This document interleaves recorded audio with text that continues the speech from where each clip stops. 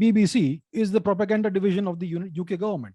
The New York Times, the Guardian, the New York Times, the Washington Post, and CNN, etc., are the propaganda arms of the US government.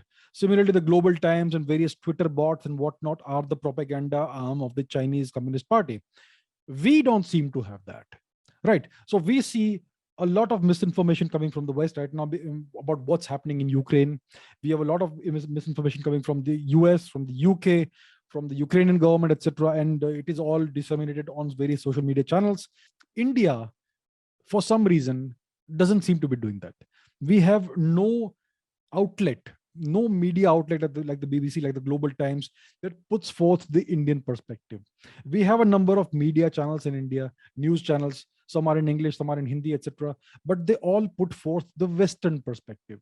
We don't get to see an Indian perspective in global geopolitics, on the Ukraine-Russia conflict, on anything at all. It's always a Western perspective. For instance, there are certain news channels which I will not name here.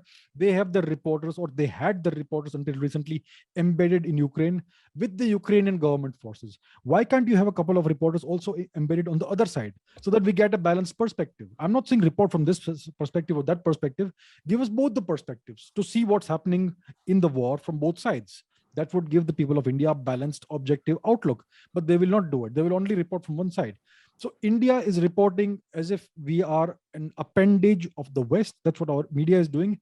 And the government does not seem, at least I don't know if we have it, but we don't seem to be showing any willingness to disseminate our own view of how the world is and our own worldview to the world. So we don't have a BBC, we don't have a CNN, we don't have a New York Times, we don't have a Washington Post, we don't have a Global Times, we don't have an army of Twitter bot accounts or Wikipedia editors who do all these aggressive edits that show India in a good light. We are perfectly willing to let others decide the narrative, to drive the narrative. It actually appears that even the Pakistanis are more active and more effective on social media than India.